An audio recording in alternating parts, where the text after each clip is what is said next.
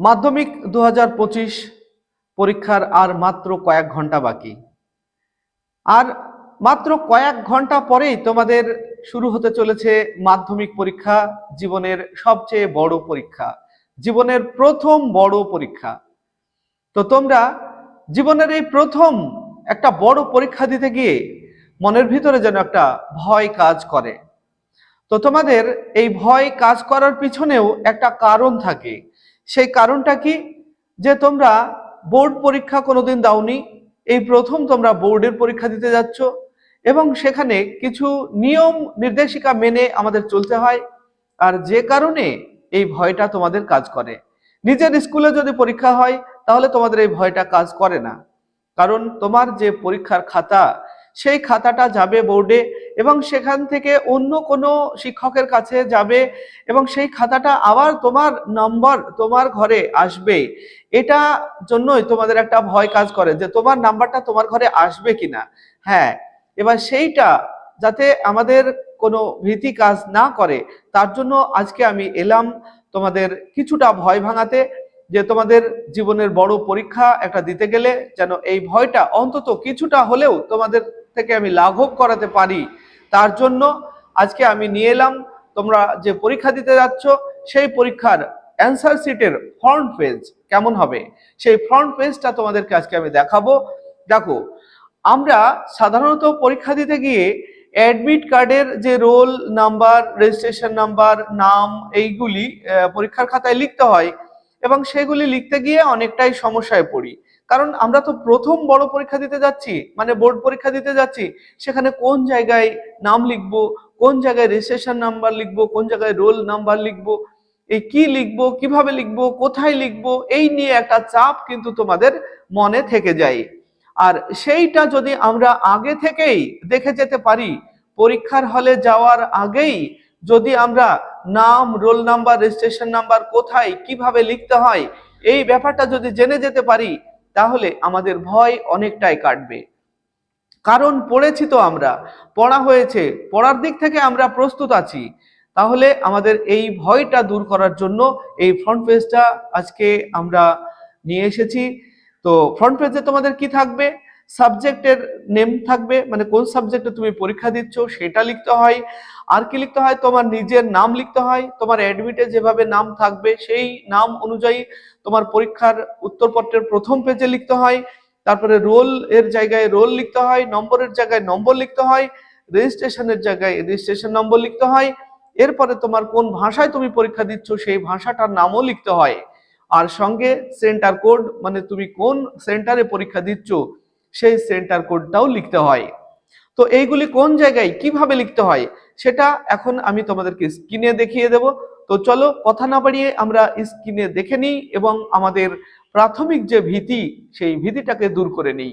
তো চলো কথা না বাড়িয়ে আমরা স্ক্রিনে চলে যাই। দেখো, তোমাদের উত্তরপত্রের ফ্রন্ট পেজ হবে এইরকম। প্রথমেই দেখতে পাচ্ছ সেন্টার কোড একটা জায়গা আছে। তোমার অ্যাডমিটে দেখবে সেন্টার কোড একটা অপশন আছে। সেন্টার নেম এবং সেন্টার কোড অবশ্যই আছে তোমার অ্যাডমিটে। তুমি এখন থেকেই অ্যাডমিটটা চেক করে নাও। দেখো, please do not write the name of the centre.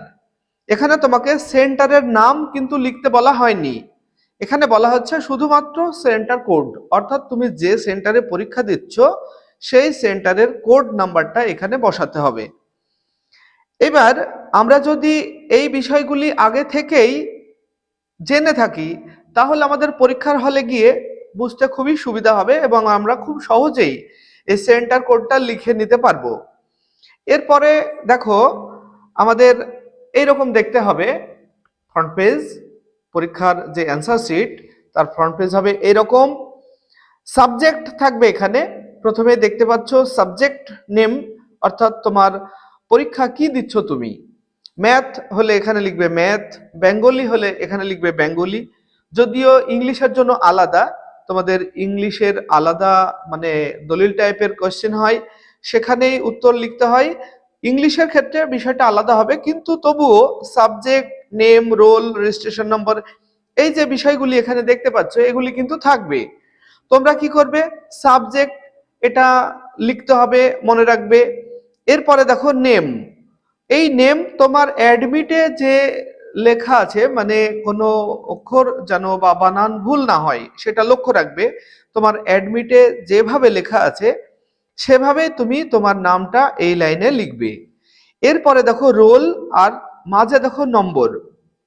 রোলের জায়গায় তোমরা তোমার অ্যাডমিটে যে রোল আছে সেই রোলটা এখানে লিখে নাও, আর নম্বরের জায়গায় নম্বর লিখবে। এরপরে দেখতে পাচ্ছ রেজিস্ট্রেশন নাম্বার। রেজিস্ট্রেশন নাম্বারটা তোমরা রেজিস্ট্রেশন নম্বর দেখে, অথবা অ্যাডমিট কার্ডেও রেজিস্ট্রেশন নম্বর দেওয়া আছে, অ্যাডমিট কার্ডের রেজিস্ট্রেশন নাম্বার দেখে তোমরা রেজিস্ট্রেশন নাম্বারটা সুন্দরভাবে এখানে লিখবে। এরপরে দেখো language in which answer will be written, তুমি কোন ভাষায় উত্তর লিখছো। অনেকেই ইংলিশে উত্তর লিখবে, অনেকেই বাংলায় উত্তর লিখবে। যারা বাংলা মিডিয়ামের স্টুডেন্ট আছো তোমরা বাংলায় উত্তর লিখবে, তাহলে এখানে বেঙ্গলি লিখবে। তোমার যদি ফিজিক্সের পরীক্ষা হয় তবুও এখানে বেঙ্গলি লিখবে, কারণ তুমি বেঙ্গলিতে যদি পরীক্ষা দাও, মানে কোন ভাষায় তুমি পরীক্ষা দিচ্ছ সেই ভাষাটা এখানে লিখতে হবে।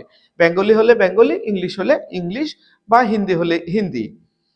এরপর তোমাদের এটা অবশ্যই মনে রাখা দরকার যে এই subject, name, roll number, registration নম্বর এইগুলো যদি আমরা আগে থেকে একটু প্র্যাকটিসে রাখি তাহলে কিন্তু আমাদের অনেক সুবিধা হবে।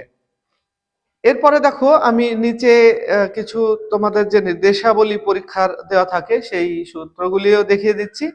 এরপরে পাশে যে বক্স দেখতে পাচ্ছ কোশ্চেন নম্বর এবং মার্কস আছে, এটা তোমাদের কাজ না। তোমরা যে ভিতরে পেজে প্রশ্ন নম্বর দিয়ে উত্তর লিখবে, সেখানে কোন প্রশ্নে মানে কত নম্বর দাগের প্রশ্নে কত মার্ক পাচ্ছ সেটা এক্সামিনার যিনি খাতা দেখবেন তিনি এখানে লিখবেন। এই ঘরগুলি তোমাদের জন্য না, এই ঘরগুলিতে তোমরা কিছু লিখতে যাবে না, এই ঘরগুলিতে তোমরা কিছু লিখতে যাবে না। আর নিচে সই করার ব্যাপার আছে। আর পরীক্ষার হলে অবশ্যই তোমরা এটা মনে রাখবে যে তোমার খাতায় তোমার যে ইনভিজিলেটর আছে বা যারা সই করবেন তাদের সইটা তোমার খাতায় করা হয়েছে কিনা সেটা অবশ্যই চেক করে নেবে। যদি তোমার খাতায় ইনভিজিলেটরের সিগনেচার না থাকে তাহলে কিন্তু তোমার খাতা বাতিল হওয়ার সম্ভাবনা থাকে। তাই এটা তোমরা নিজ দায়িত্বে করিয়ে নেবে। কোনো কারণে যদি সই করা না থাকে অবশ্যই তোমরা এটা করিয়ে নেবে।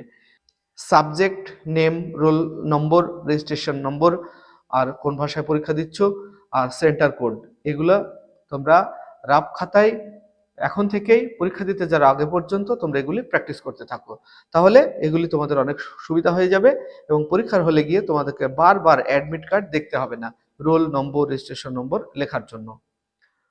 তো বলো ভিডিওটা তোমাদের কেমন লাগলো? যদি ভালো লাগে তাহলে অবশ্যই লাইক, কমেন্ট এবং শেয়ার করবে। আর আমাদের চ্যানেলটি যদি এখনো সাবস্ক্রাইব না করে থাকো তাহলে অবশ্যই চ্যানেলটিকে সাবস্ক্রাইব করে নেবে। আর তুমি যদি ফেসবুক থেকে দেখে থাকো তাহলে আমাদের পেজটিকে ফলো করে নেবে। আসছি পরবর্তী ভিডিও নিয়ে, সেই পর্যন্ত সবাই ভালো থাকবে, সুস্থ থাকবে। Bye bye.